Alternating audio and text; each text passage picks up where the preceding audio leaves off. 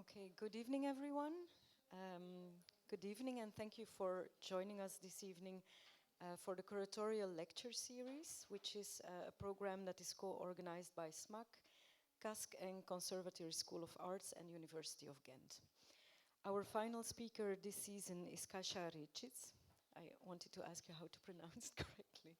Who is Artistic Director of KANAL-Centre Pompidou in Brussels. So welcome Kasia, and thank you for having accepted our invitation.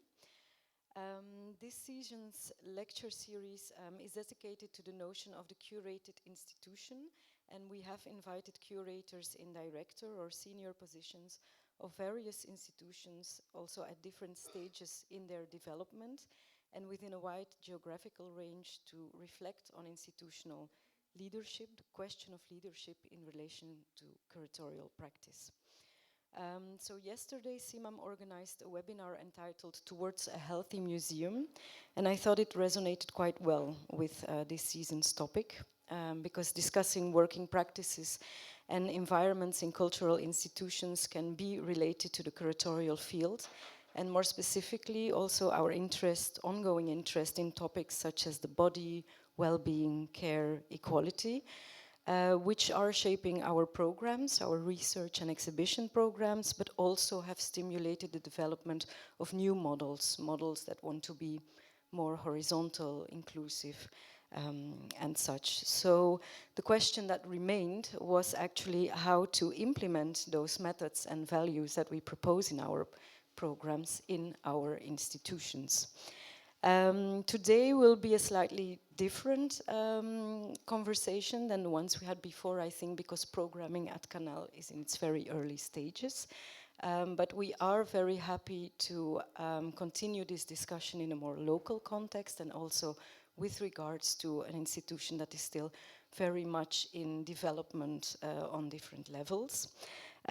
So I will shortly introduce Kasia, and then we have foreseen also some time after the lecture for questions, so we'd like to open up also the discussion to the public, to you. So I'll shortly introduce you. Before taking up the position of Artistic Director at KANAL-Centre Pompidou, Kasia served as a Senior Curator at Tate Liverpool since 2015 and as Curator at Tate Modern between 2010 and 2015. Between 2008 and 2015, she was Director of Open Arts Projects, an organization dedicated to innovative art commissions. Her independent work includes many interdisciplinary projects, most recently the inaugural exhibition of Muzeum Susch in Switzerland and the 4th edition of the Art Encounters Biennial in Timișoara in Romania. Her curatorial practice reflects a commitment to equality and experimentation and to establishing transnational dialogues between artistic practices from different geographical areas. So Kasia, thank you again for joining us, and we're ready for you.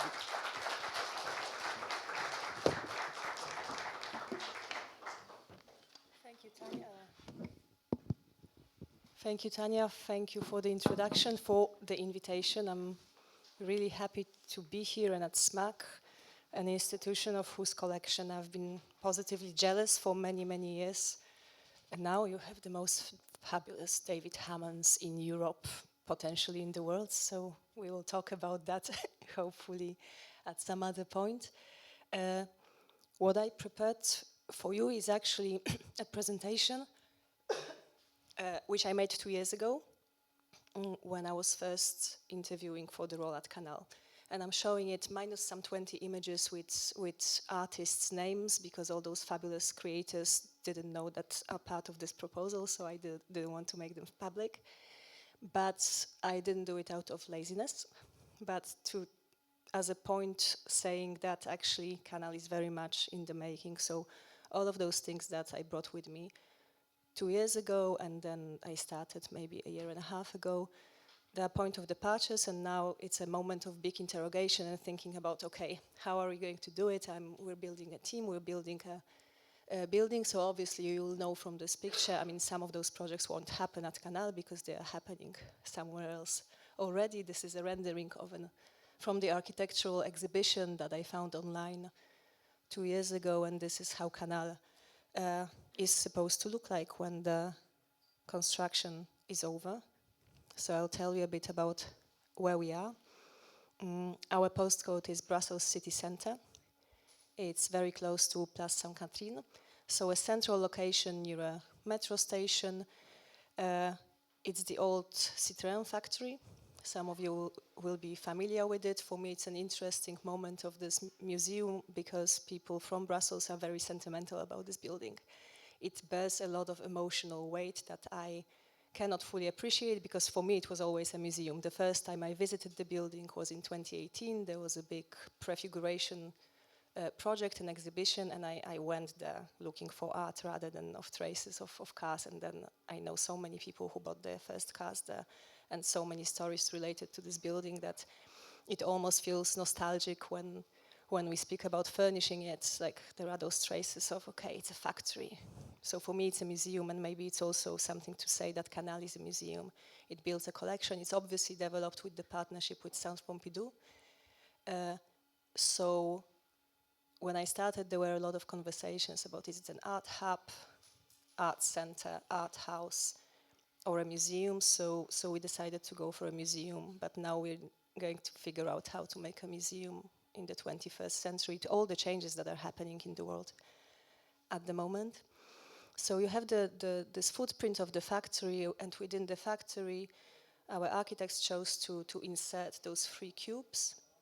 And these are the cubes housing the offices and auditoria, the library, the archive. I should here say also that SIVA, the Architectural Center of Brussels, is going to move in with us, so part of the building will be occupied by them and their fantastic collection.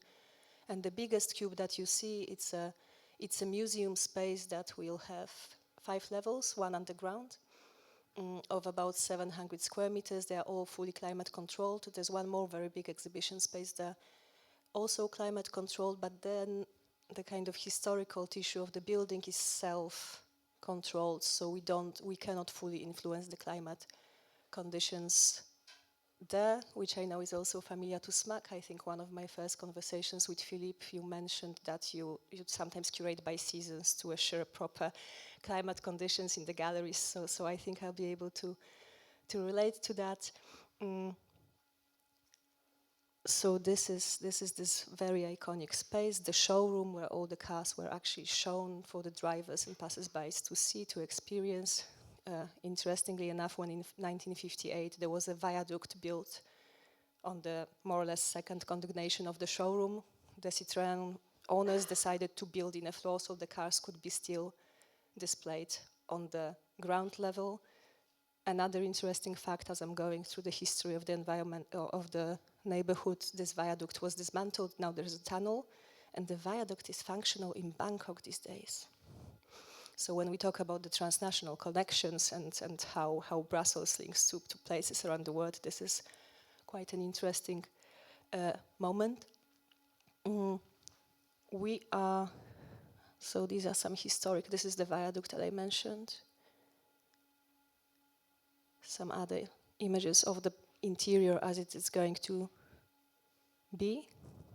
So huge public spaces. There's about 20,000 of space, square meters of space, which is so-called public. I mean, one of the questions that I have is how do we make a public space? Because the fact that it's open, it's not enough.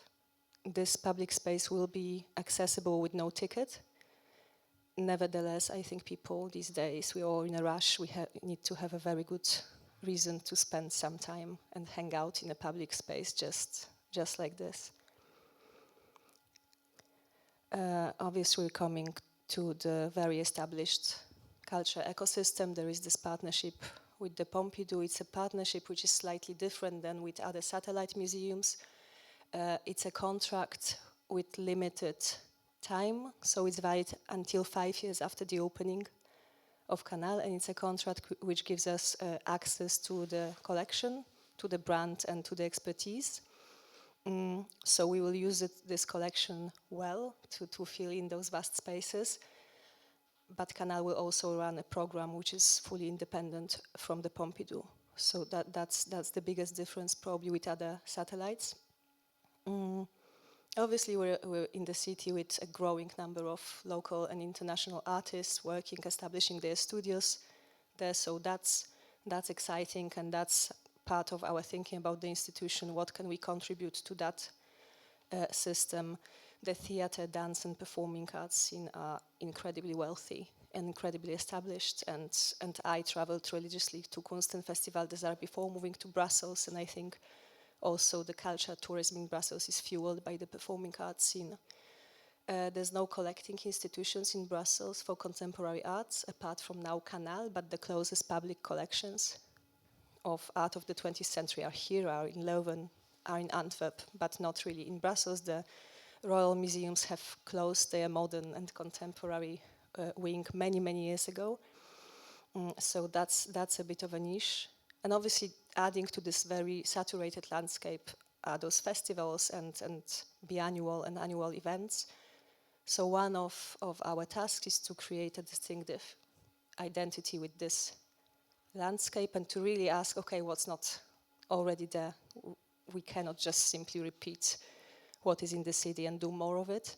We need to figure out how on one end give back to this scene, how to enrich it, and part of what I'm going to talk about is the systems and mechanisms of how those institutions function. I think this is what KANAL as a new institution in the making can interrogate and can try to change or keep the same, but also debate.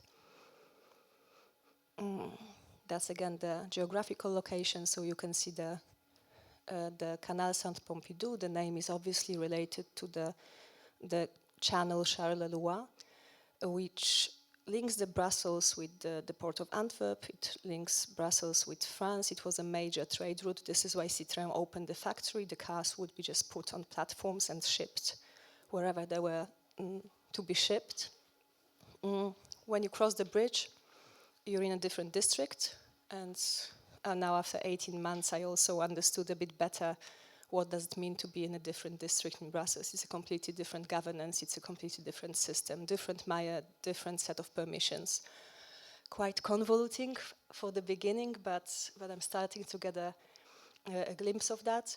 But also the district of Molenbeek is a district where we need to acknowledge that much of the population, often from migrant backgrounds, experience the accessibility challenges, and that's not only related to culture, that's obviously related to the social issues. And KANAL being where we are, we need to acknowledge that in a museum which is being developed now after COVID, after all those calls to equality and to bigger access, we cannot just simply not take that into consideration. And on the other hand, we're obviously in the European capital, in a very important political center of Europe.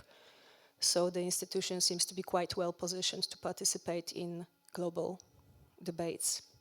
So we will do this balancing act of really interrogating the program to make sure that it's locally relevant and meets the needs of locality, while being globally quite present and relevant on an international level as well. And that ideally should respond to the scene of how the local scene can be put in dialogue in the international scene, what that brings to the entire conversation, who benefits from that. Let's see. I have many questions. It would be great to hear some answers. I find those events quite helpful in that respect. Now that's the slide from two years ago, and it's a bit heartbreaking that it's still quite valid, but obviously we were in this time of human rights and social justice protests. The climate crisis is very much on. Many museums have shut and some of them never recovered, so sadly this image is also quite relevant. And yeah, there was a global pandemic, and I think we don't speak about the consequences of that very often now, but the consequences are tangible and still very much relevant for the societies and for us, for colleagues. I think it changed a lot how we think about, again, role of the institutions, but role of also care within the sectors, the care of for your colleagues, understanding different needs. It also gave us 4 days per 5 working week if we want to, so there are also advantages of that on some systemic level, but everything has changed. Also the way we work online, the way we work remotely, that has changed. So within this, and this is really the only moment when I'm going to introduce a concept related to more artistic identity of the museum. So it's the first museum of modern and contemporary art in Brussels. It's a museum which is going to balance all of those things that I mentioned. So we are introducing a concept of a living museum. So a museum that can adjust, that can reboot, that can refocus and keep social relevance while doing what we're doing, programming art, supporting artists. But then I thought a lot about this idea of how would this concept of living museum really translate to the practices that we're showing. Here you can see a very beautiful sculpture made of fog by Fujiko Nakaya, which when I first saw her works, I mean, she sculpted with fog for all of her practice, so it's not a practice that is very easily, can be very easily accommodated in a museum building. There's a lot of water and there's a lot of instability. And that got me thinking together with the Brussels landscape, with performance, with time-based media and means, and with movement, that actually this flexibility of institution and institution making, maybe we should think about this aspect of living also as a way of expressing our programming. So about scenarios where a retrospective is not static, when it can be an experience, it can unfold through time, the institution is relevant for lived experience. Some works are being restaged or relived, and the audience can relive them as well. And projects are brought back to life or just to life. Communities meet in the galleries to work with curators, artists. So let's see where it leads us. Artistically speaking, the program would therefore embrace this art which crosses disciplines and genres, and that's really very much in response to Brussels as I knew it. But we will look at those pioneers of interdisciplinary practices and how they changed the way we think about art, the way we experience art. Many of those figures were underrepresented because of the fact that their media didn't really fit any categories. Should we look at that now as a way of reconfiguring the narratives that are there about art in Europe, about the relationship of this Europe that we know now to the global south, to the former east, how we should tell those stories. So that's very much the museum part, tracing the practices back through the 20th century and finding what is their relevance. Today, that would obviously translate then to the legacies of those great interdisciplinary projects. Who are the artists working in Belgium, in the world now, who really draw on those experiences? And then this idea, how much can we challenge the formers to mirror those ideas of artists and their visions? How a museum, a fairly stiff structure with the conservators, conditions, with all of those things that we know very well, how flexible can we really be? So that was a big programming line. And obviously, there's always space for more traditional formats, but ideally, we would like to push a bit into that angle.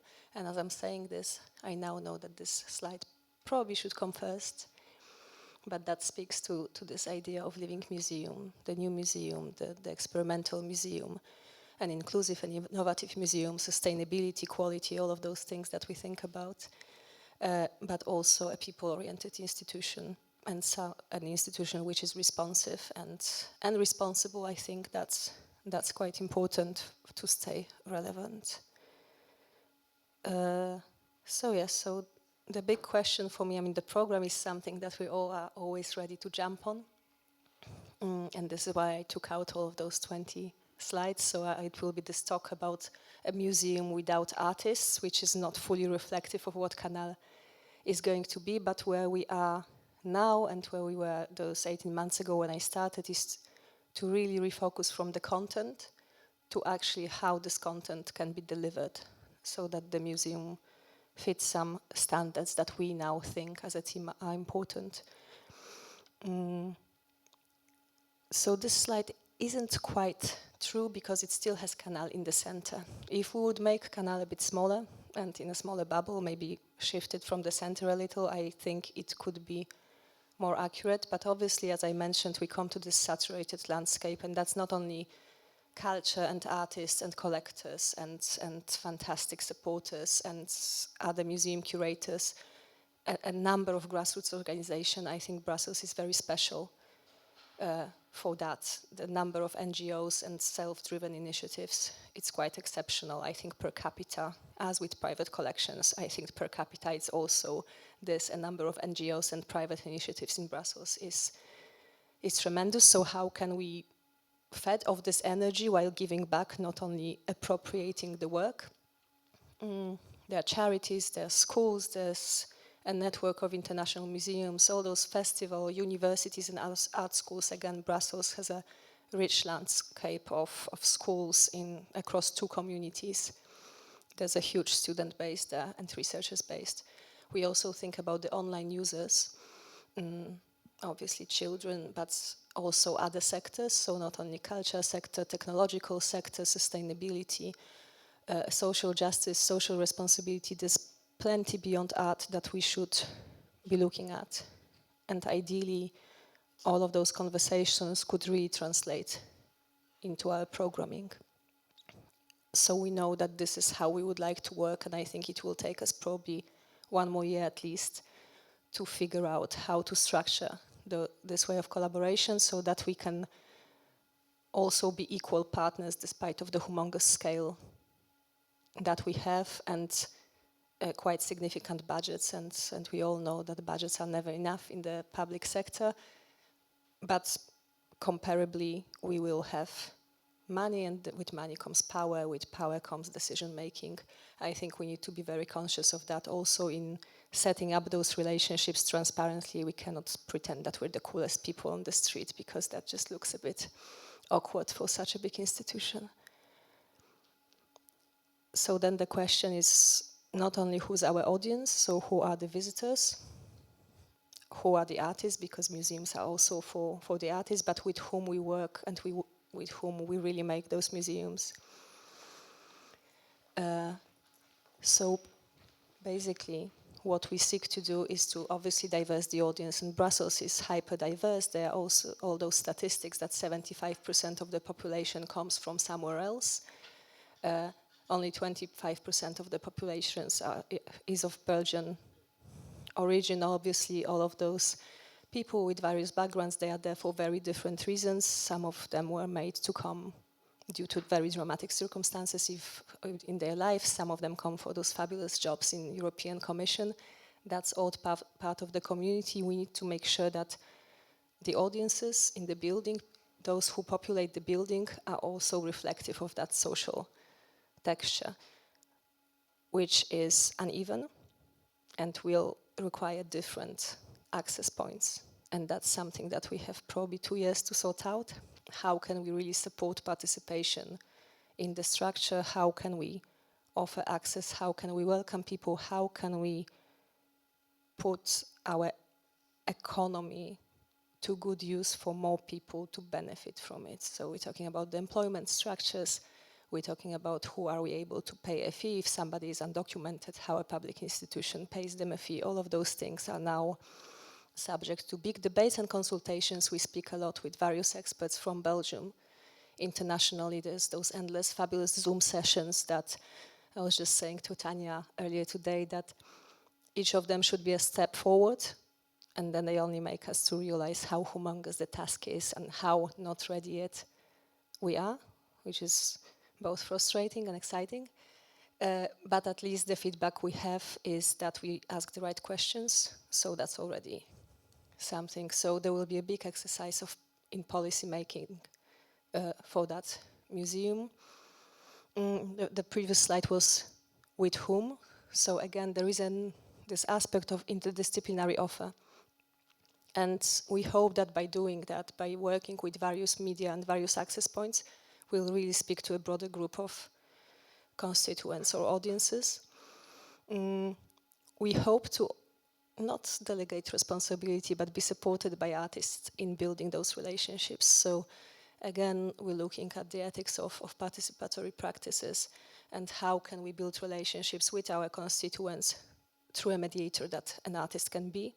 what is a fair way of working, what the institution can retain, can support, how to make those relationships ongoing and long-term. We're thinking about the audience's contribution to the programming. So, is the part of the program that can be programmed by not curators, who would be those people, how they would be rewarded, how would the structure accommodate a certain lack of experience of museum exhibition making? Is making an exhibition at all interesting for those who we think would just do that? So we know by experience of myself and many other colleagues that projects conceived by people external to the institution very often drive their close ones and their neighbors and their network to the building, and then the next step would be to convince them to come back, and that we obviously haven't sorted out yet. And this is just, I think, 2 examples that we will have of what we're going to do. We're thinking about this idea of growth within the institution, so we're obviously at this stage when we hardly exist, but young people who are trying to involve now in the programming through our various, still fairly modest attempts.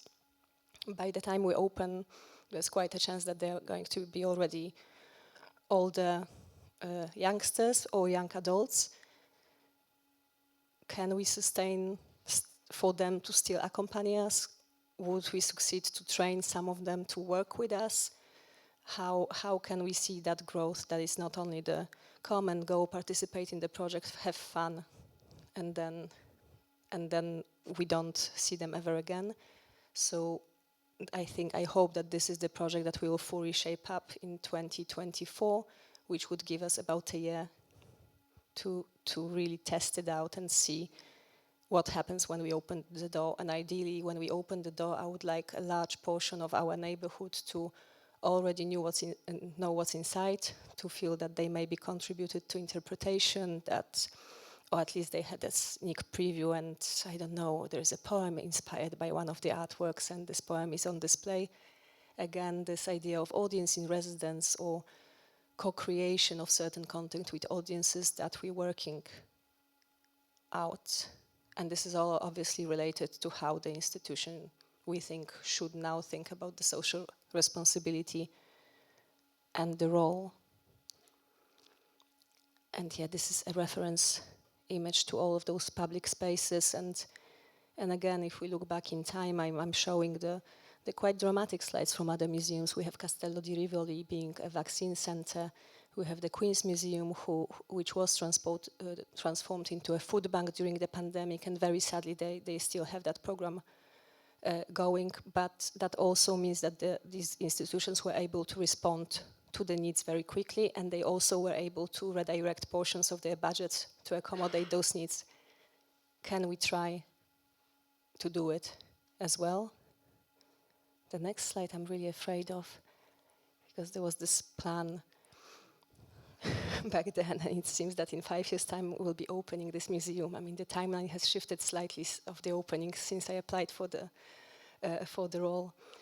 But that's maybe, I mean, you have it here, and maybe I won't read it out loud. I think this is the general direction, and it was a starting point for me, and it then became a starting point for the team. 18 months in, not so much of this has changed, which I'm not sure if it's a good thing or bad, but it was open for change, and some ideas still stick. We're under pressure to open and deliver. On the other hand, we're recruiting quite slowly, and I'm trying not to make too many decisions because before all those new people come on board, because if we want to be inclusive, then why would we do only those 20 shows that I cut out from this PowerPoint? Although, you know, if we need to, I'm ready. But so yes, and as I said, we consult, we like to hear from audiences. So I would be really curious to hear about what you think. And if there's no questions, then I can elaborate on certain things more. I can talk about what we think will be the opening program structure. No names will will be articulated, but maybe let's see how it goes. I'm ready to talk more, but it would be also nice to take a bit of a break. Sure.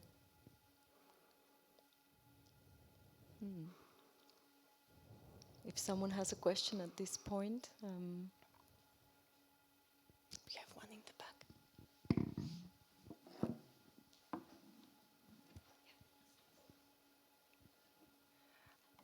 Hello, thank you first of all.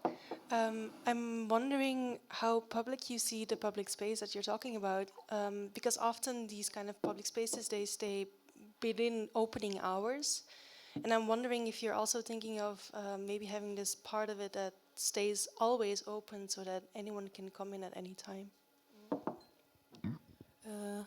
So I'm not sure if they will be always open, but definitely the public spaces will have longer opening hours than the exhibition spaces. So this idea that the museum has 4 key access points. One of them is the one you see, the showroom, which all the kind of bottom level, all the doors are open. On a good day, if it's really cold, we would close them. That's the first access point. Then there are 4 others. Maybe I will come back to the slide when you can actually see the building from. So yeah. So one is there in the middle of the building near the park, which is being redeveloped, and it's like a crossroads. So there are those 2 big avenues with, let's call them squares or piazzas, and that's very much designed to be open beyond the opening hours. There will be a boulangerie inside, so we just need to pin down at what time, if at all, people in the neighborhood want to get their bread. I don't think it will be 24/7 access. We're in the feasibility moment, but I don't think we'll be able to sustain that. It's also, and I'll be very open about that, it's a very troubled area in terms of the largest refugee processing center is just next door. There's a huge city of tents around the center. Occasionally it vanishes, but we all know that it's not because the problem has been sorted out. So how to welcome those asylum seekers and people who don't have homes in that 40,000 meters of space? This is a very uncomfortable question when we talk about open and accessible and, you know, dancing and singing, and there are very big practical questions to sort out there, what a welcome means. There is also this bit of the building there, like we call it a small showroom for now. That is the only part of the building that is isolated from all the other parts and can be accessible with a key. So we think very much how to deal with that space and what that space can offer. It's a kind of pocket of the building which is there because it had to be, but it was designed with no particular use in mind, and this is what we're trying to figure out. It's probably 160 meters on 2 levels, and that space potentially could be accessible 24/7.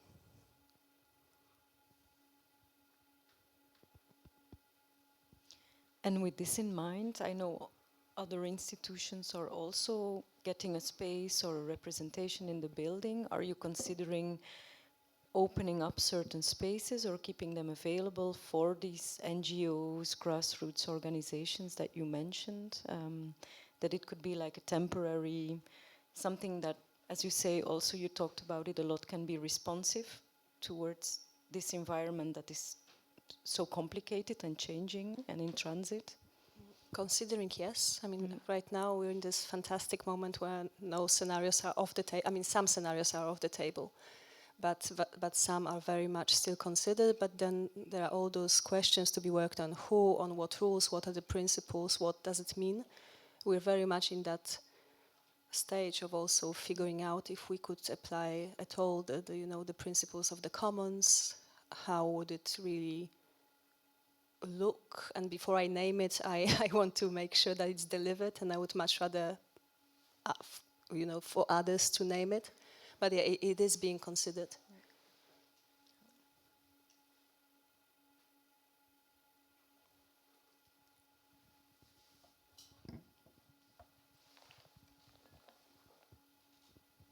I was just curious to hear a little bit more about the policy of acquisitions and how the Canal Pompidou will position itself sort of in regards to the big Centre Pompidou, for example. So we are a collecting institution. The collection was inaugurated in 2018 with an open call for projects that were subsequently commissioned and acquired. That was a one-off project. Subsequently, the institution created an acquisition policy, and the focus of the strategy is on the artists who are living and working in Brussels and Belgium, or Belgian artists in diaspora. The collection has 46 works for 40,000 square meters.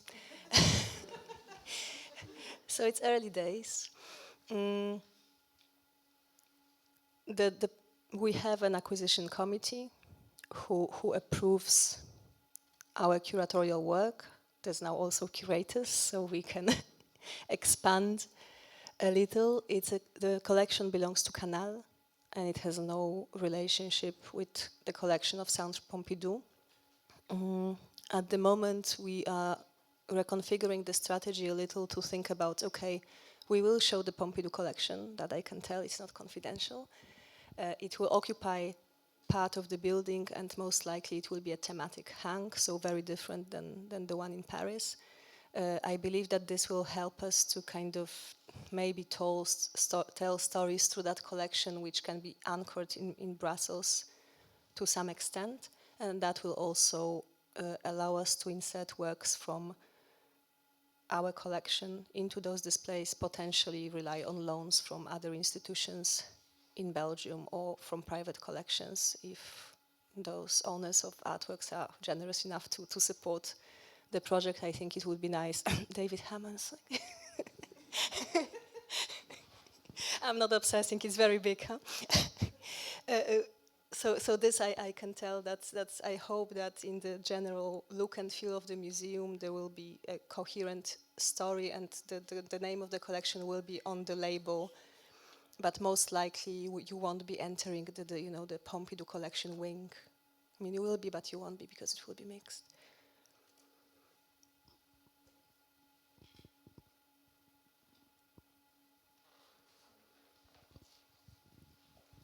Just a small question out of curiosity, because on the map, KAI Theater seems to be like part of the whole complex, but it's still separate, right? How is the relationship with the theater? Yes, they are our neighbors. There is even a door connecting the showroom to KAI Theater that we are absolutely going to create, not only for symbolic reasons. Obviously, they are closed right now, also for refurbishment. They are going to reopen more or less at the same time when Canal. We will have a big focus on live arts. There is a head of live arts in the Canal who is actually a former director of KAI Theater. So there's also a lot of sentimental relationships there. What we don't have at Canal is the stage. So while there will be focus on performing and live arts, they will very much have to do with the use of the building and the fairly unique space that Canal offers. We're in conversation with KAI. It's early days because our program is really in the making. So we meet regularly, but there was no firm updates on neither end because the directors there are also fairly new. There is a lot of will to collaborate. I can easily imagine a scenario when there's one artist invited and the stage piece is being performed at KAI and the other part of the same work or other part of the same practice is shown at Canal. So we don't have it figured out yet, but we know that we want to collaborate.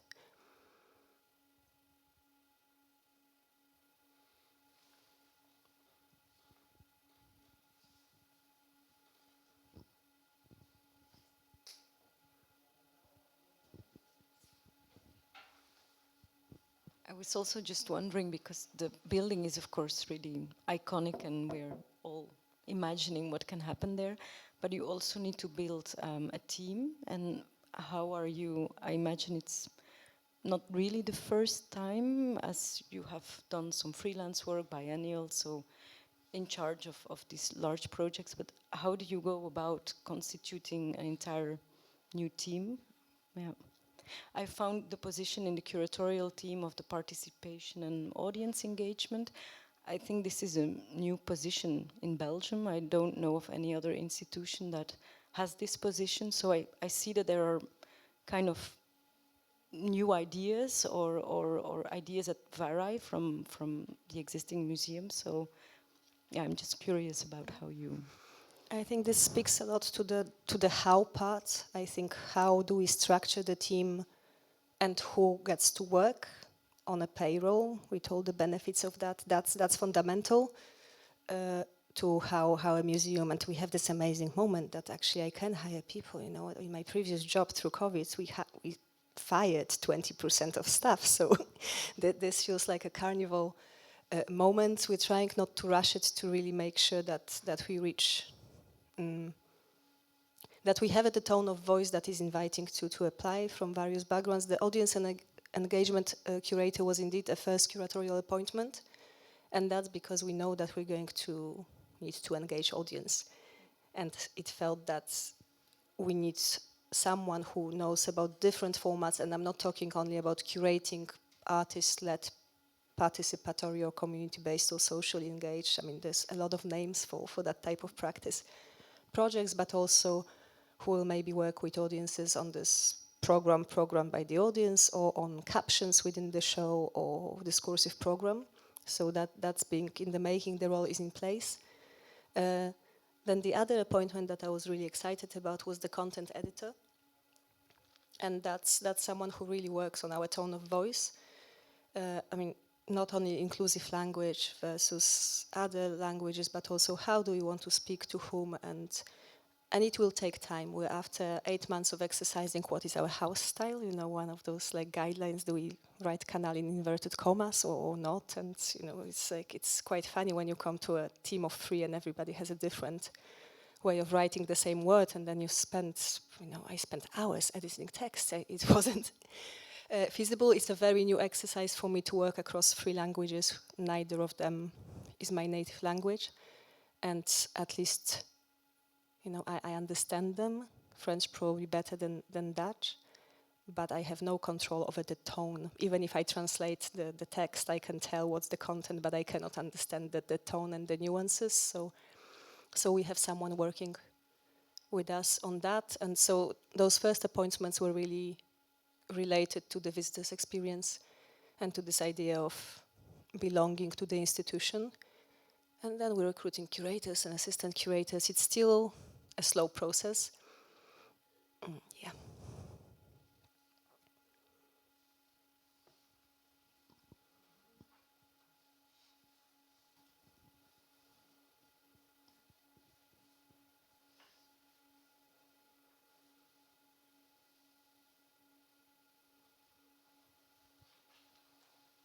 I would think so many questions because we're all so curious and we're talking about it. It's also, I know that I don't really fulfill that. I don't really answer. I answer your questions with questions, but so but this is the stage we're at. It's whatever, and it's actually getting more and more stressful as we go on, because you know, in this position, once you say things, they need to happen, and they need to be delivered, and you need to follow through. So I'm like really navigating this strange dance of not making big claims, especially around this area of you know, the relationship with the population, with the societal texture, because we hear that a lot, all the time.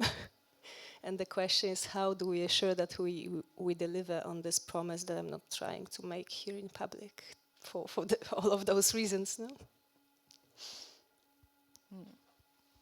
But there will be also a lot of fabulous art. So maybe I'll talk about that. I mentioned probably more than 2,000 square meters of those collection displays from the Pompidou collection and ours and loans. But apart from that, we have at least 6 galleries to fill in with meaningful program, and that doesn't include the SIVA and their exhibitions program. They have 3 smaller galleries in the building.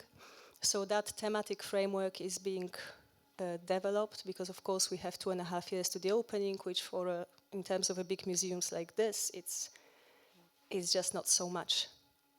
time, especially as partnerships with other institutions, will be quite fundamental to how we're going to work, and that's for both for impact of the program, for sustainability, but for environmental sustainability reasons, but also for our own finances. Touring the shows and co-commissioning will be one of the key lines that I hope will keep us afloat.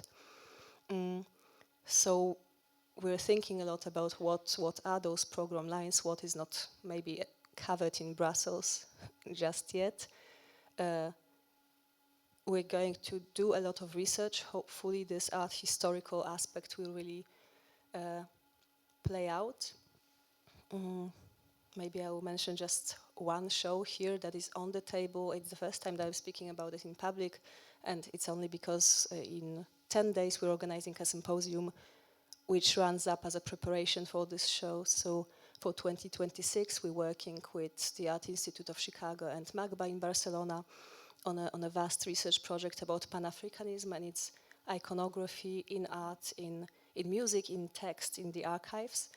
And that's certainly a project that couldn't happen anywhere in Brussels. And Chicago has the luxury of working on a 5-year research program, and we don't. But if we joined them in that, well, just before I started my work at KANAL, actually, I came with this project. And that allows us to develop already audience and discourse around it. And we're doing this symposium on the 9th of June, so please join us for that in Brussels with the team from Chicago, team from MAGBA, inviting their advisory board, inviting also many great international speakers to start talking about the ideas of this show now, 3 years before it opens, and to see if we have time to make it even more relevant to the local audience. And this is really the way we would like to work, having time and having, because, you know, one of the arguments that I'm hearing that this is big, there's not enough audience for that in Brussels, and the audiences are perfectly fine without a museum. And in a way, we're in this strange situation that we need to create demand. And we don't know if there's appetite or not. I'm optimistic because of the scale. But I think it's our work now to work those audiences and to work with them and to start understanding if what we're doing has traction and relevance, because we cannot just open in 25 and wait to see what happens. No, the kind of attendance to this presentation gives me hope. Yeah, that's great. So yeah, this is how our program is going to look like. But this is one of many shows that we're going to organize, and then the public spaces will be spaces for art presentation as well. So people who pass by will stumble across some amazing artworks, and then let's see if we can build together on that. I think it does says also something for the identity also of the institution, like this discursive program and the seminars that are now already being planned. It's already announcing something of what KANAL will be as a sort of institution where I think in Brussels the debates are ongoing, but of course it's not always possible to organize something of this scale. Yeah. So let's hope it will continue to be possible. Yeah. But yeah, let's see. In terms of artistic program, I'm really somewhere at ease. There are great curators in Belgium. There are great curators coming to KANAL. So yeah. I feel that we can have this covered. It's all those other aspects that I think require our very urgent attention and very clear action plan, because the ethical responsibility and the nuances and the amount of kind of traps that you can fall to, it's enormous. And I think the success of this institution will not only rely on this curatorial excellency and critical relevance, but really both in the audience numbers, but also how deep those relationships go. It's a healthy exercise for any museum or institution, so yeah. Okay, if there are no more questions, I think that, yeah. I have a question to ask you. In your parcours, when you were studying, but also in your career, what were the museums that were really important for you in terms of when we think about the museum as a civic space. Could you maybe elaborate on that? Because you have such an international trajectory that I can imagine that you have been impacted by specific museums in specific contexts. When I studied, it was long ago, and I only switched to contemporary art in my 5th year. Before that, I was convinced that I will do PhD in Palladian architecture. I mean, it's like really ages ago.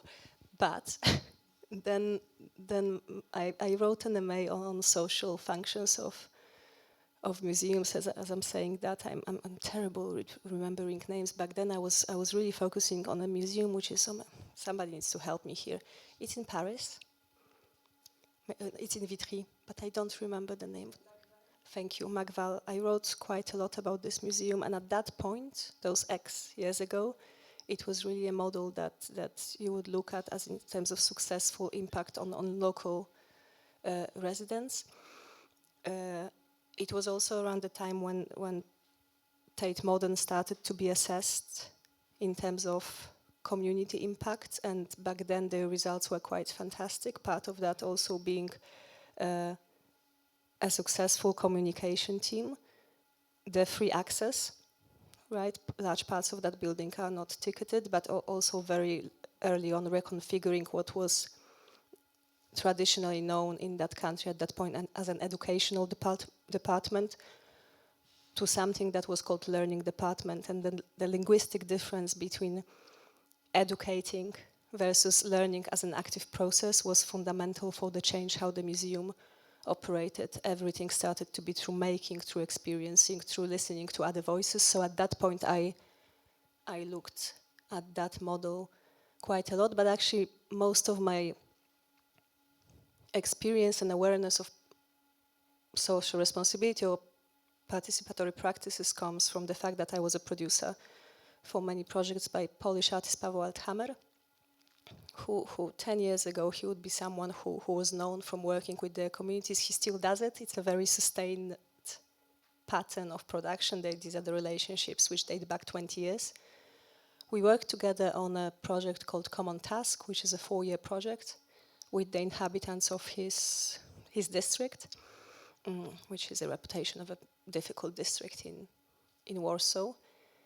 And that taught me a lot. I mean, all of those ethical aspects weren't a thing back then. Who gets paid for what, and how do you set up the balanced relationship between extraction and borrowing and giving people opportunities, big in our sector. No? The giving of opportunities is like a plague of the entire art system. So back then I didn't think about it, but I learned by doing about the fact that actually only a big institution has capacity to sustain a project for a very big time, because I was in the position year after year that the grant was over and suddenly all those relations, there would be a withdrawal syndrome, and you couldn't support the community anymore, and that came with money and with tools, so the relationships were uneven. So I think that was my biggest learning moment. Also very dystopian moment, I must say. I don't think those projects ended up being what you would announce for the funding application they would be.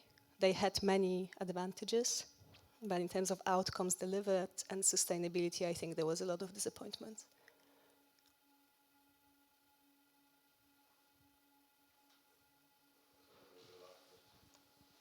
I think there's one more behind you as well.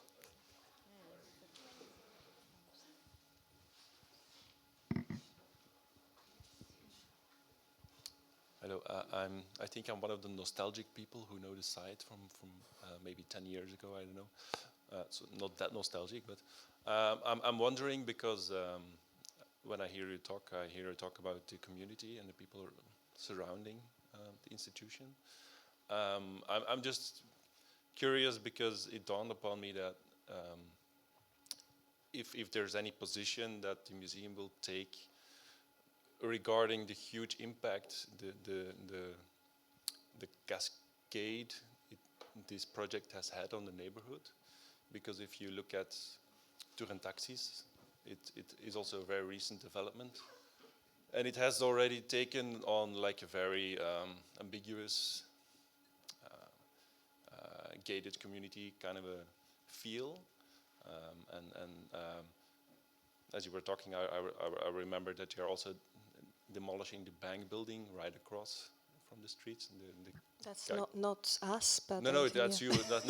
I'm just saying because I remember when it was announced that there was this whole hype of real estate investors promoting the arrival of this new museum, and you have the up tower, the huge building in the back that was built there, and now they're also putting new infrastructure there as well.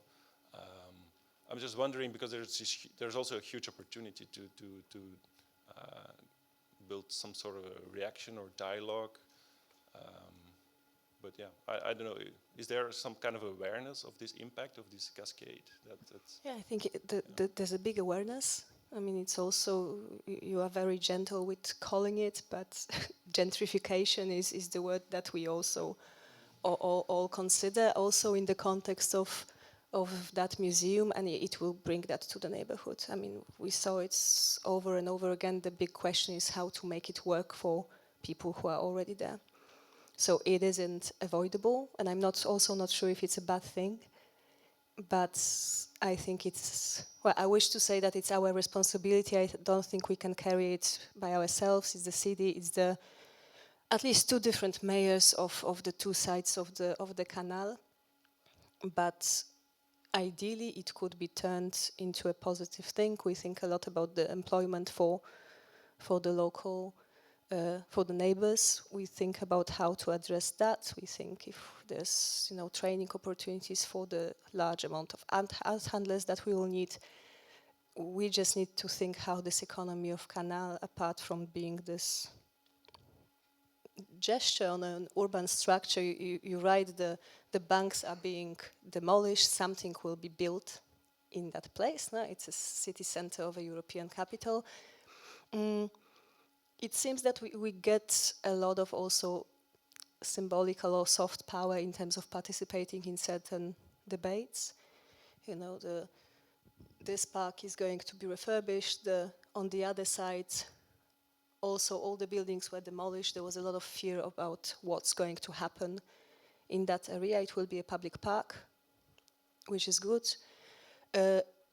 I think as we grow, we can be part of those conversations, and it would be good to advocate for the model of gentrification that is beneficial for the existing social fabric, but we know that this will change the neighborhood. I have a small, tiny question, maybe more out of curiosity. I mean, like in the complexity, and as you said, maybe a bit of a tool of, I mean, like the complexity of the neighborhood. I was really wondering about this. I really like this idea of growing at Canal, and like growing with the museum, because then it kind of like, for me, it feels like you were like a child and you're born there, like, and you grow with the museum, like, like maybe back in the days you would go to the playground and then, you come to age with your friends and you skate, but now it almost feels that you really literally grow in the museum, like, and you take it maybe as a certain type of territory that is maybe yours. And maybe these ideas of like making and co-producing. I thought it was quite like maybe as a tool of a strategy, thinking about participation, like really claiming the neighborhood, like how to claim a museum, but maybe not just one time, but like from a very small age. But like I was really wondering how you would envision this, but also maybe also connected to the artistic practice, because of course a lot of like participation is kind of like separate from or like often divided from the artistic direction or the artists or their artistic practice. And it's so I really I was very intrigued by this idea. I thought it was quite fascinating to see that you literally grow, like as you come to age in a museum, or you grow in a museum, or there is space for you to allow this. I was kind of curious to that.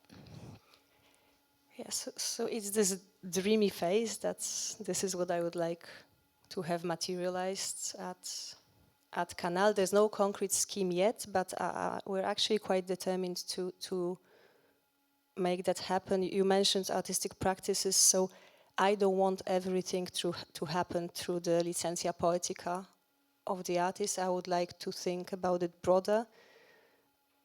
KANAL as a space of getting professional experience, not on solely through the system of unpaid internships, which you get to do when you're privileged enough to study, and usually study art history.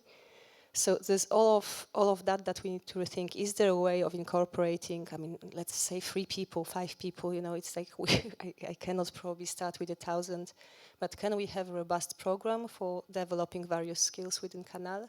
I think with the amount of work and labor that is going to happen there, we probably have potential to initiate a program like that. But again, I hope, I mean, I could come back here in a year or a year and a half and I will talk about solutions, because I feel, but this is one of the angles that we really determined to explore, how to orchestrate a journey which would help you to come across art and the museum, come across structure, maybe get some experience, maybe enter the workforce of that institution, even if only on a temporary basis, because as an employer we'll have all the caps that are possible, the numbers, the money, the desk space, you know, all of those things. There will be a lot of limitations, but I think for the next 9 months, maybe it's still a dreamer's phase, no?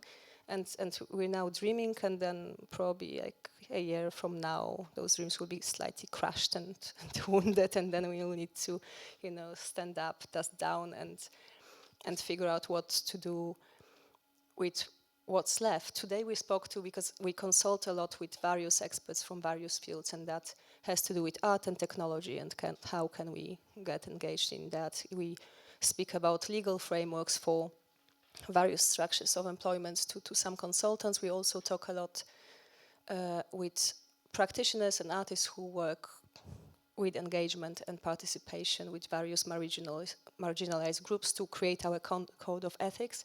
And we had this project described by an organization called the Heart of Glass from the north of England, and they described the 2-year project when 2 artists work with local youth to create an artwork as skate park.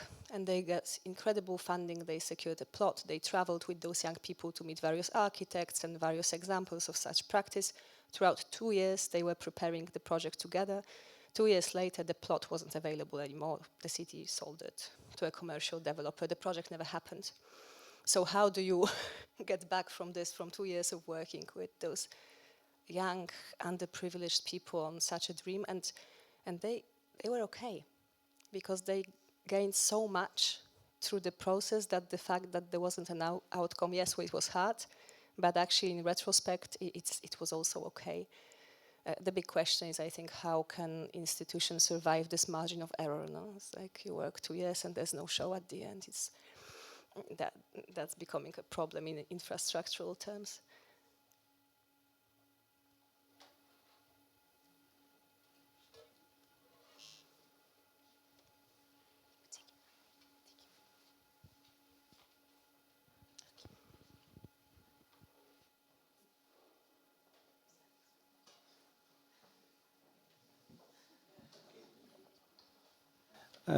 I think it's difficult to make a new museum, because you want to make a new museum with a modern way of thinking about reinventing a museum.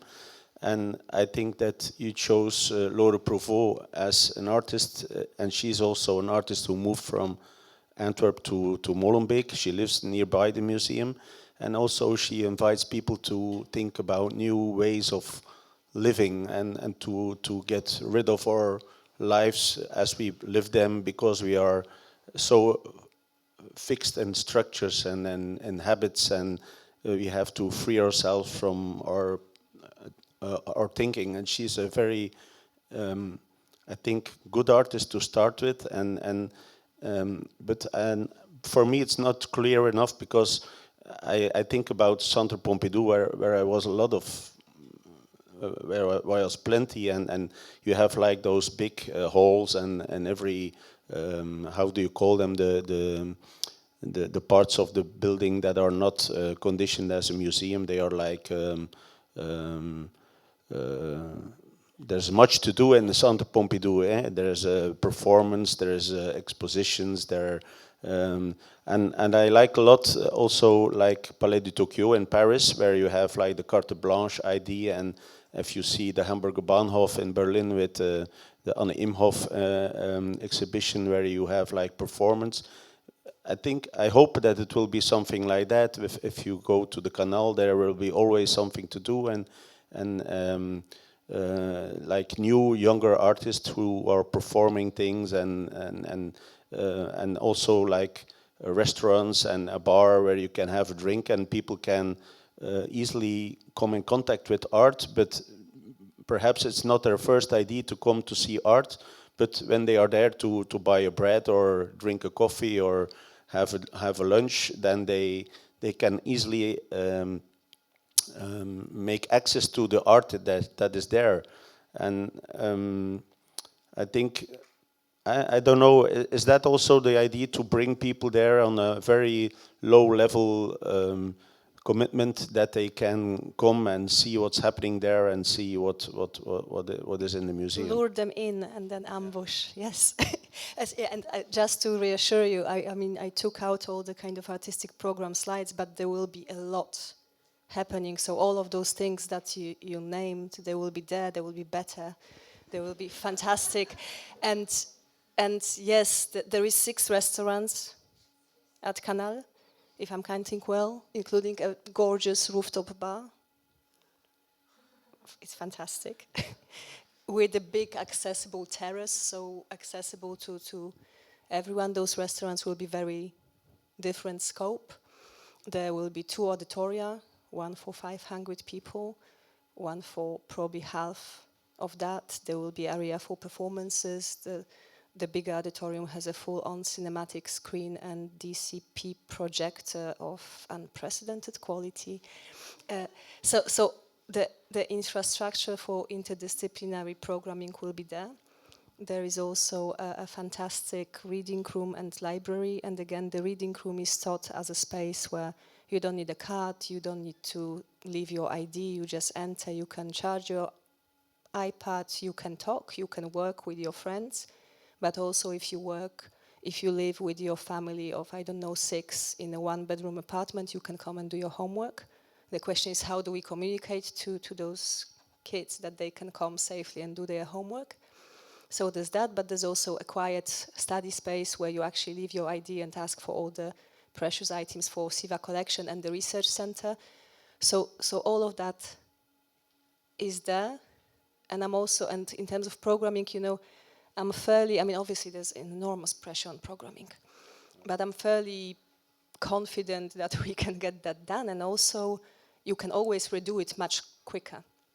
And will there be like artistic interventions in the architecture? Because I was last in Vienna and I was visiting a building of Jean Nouvel, and there was like in a rooftop bar, there was a ceiling of pipelote wrist, and it was very inspiring, as you see sometimes that artists like Thomas de Mand or other artists, they do like interventions in a building, and it makes like a permanent part of the building architecture. Yeah. The budgets will tell us, no? It's impossible, it's nothing, the figures will verify everything, and I think we also need to think in a way that our budget is our ethics.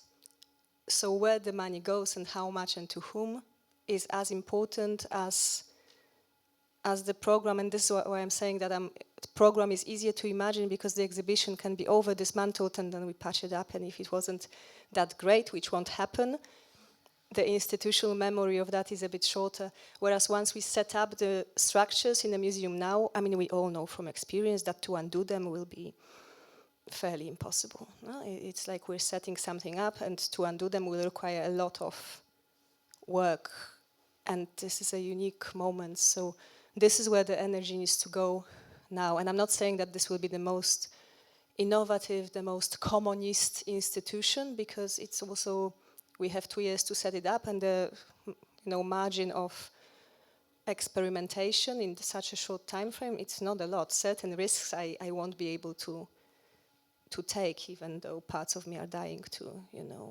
blow up the organigram and just start from scratch. We don't have that moment, but there's still quite a lot of things that we can set up for the future, right? And then everything will change in the world and we'll need to rethink, but that's a fair excuse, no? Rather than just not thinking about it. I also have another question that was stirred by the 6 restaurants. Yeah, it seems it's 2 years and a half left, and it seems like you have a lot of great ideas and ambitions, and I'm super excited also to hear you speak. But I'm just wondering if perhaps the pressure that is like on Canal is also because of its scale, because it's really huge, and also 6 restaurants. Just out of curiosity, why not start with a smaller scale museum with less restaurants? Or do you just like need to have the finished product in order to be able to reopen? Yeah, I think this ship has sailed. The museum is what it is. The architectural competition was concluded in 2018. I wasn't there back then, so I cannot really speak to why and if that's the right direction. We need to make it right. The priority is to open the galleries on time. We will see how we're doing on other spaces. My office won't be ready for a very, very long time after the opening, I think. So yes, I hope there will be a moment to readjust and check. But you're right, the pressure is also because of the scale, and it's not only the labor that needs to go into programming the scale and do we have enough of resource. But you know, if I have 1,000 visitors a day, which is quite a good number, the space is empty. If there is an image that is haunting me, you know, when you Google and there are those wonderful architectural renderings with people dancing and eating sandwiches and just hanging out, and it's like as dense as it's here. That is not achievable in the city of Brussels because of the number of people that live in that city, no? So this is a big challenge for us, and this is why we need to rethink the use of the space and how do we share the space and to what use we lend the space and what you can do in this museum if you're not there for art. So it's not only entertainment, but what are the other activities for which the space, this abundance of space, can be useful. This is where and I think we'll fail more than once. I mean, full disclosure here, like we will make mistakes and we'll need to learn from it. I think the whole part of it is to learn from it quite quickly and to implement, to acknowledge that, you know, something didn't work. Well, you know, yeah, it's 40,000 square meters. Wow. So it's bigger. I used to work at Tate Modern. This is bigger. And Brussels is not bigger than London. So this is the decision that was taken, and now we need to.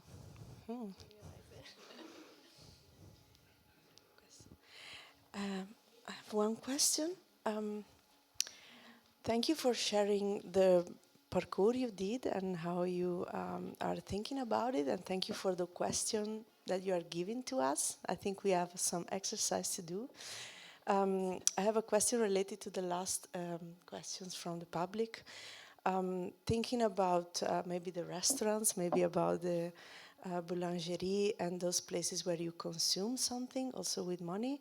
I wonder if you are beside the library and the open space, open beside the opening hours, if you will have also non-consumistic spaces or less capitalist way. I know it's a big word, but you know, like a bit examples of some new generation libraries where you can have a set of specific things in collaboration with the commune or with the local authorities, where people can really, people that will never go to a museum are kind of intrigued or obliged to go to a museum, and not only the skating, not only the library, but something more, let's say, less common or like more integrated with the local community. We were mentioning about the refugees, so something more permaculture based. So a concrete answer is yes, there will be such spaces. So there are spaces where you can sit with your own food, or just sit and do nothing, or just sit and work and don't go to the galleries at all. There's quite a lot of those spaces, and the furniture and all of that are designed to accommodate that use. Again, there will be a code of conduct exercise, as in what you can do and what you cannot do in those spaces, given the context that you described. The library, the reading rooms, that's obviously available, like family rooms, potentially some rooms with technology available to people who don't have access to this technology. Yes. Yeah. In terms of other uses of the space, so towards the end of the year, we really want to embark on an exercise, because we think that we know what the neighborhood needs. But we're probably projecting quite a lot of things. So we really need to embark on a more methodological exercise of asking this. I mean, it was asked many times, but it was never systemic. And I think we need to know what is the need versus what we have resources and materials to respond in an efficient way. And then we'll need to choose. No, there will be always the problem of the workforce and the budget. We will need to choose, which will be awful. But then we choose and we stick to it and we revise in some time. But so I think this year and next year is like the systemic looking into, okay, what are the real issues and what issues we can sort out, because some of them we can't.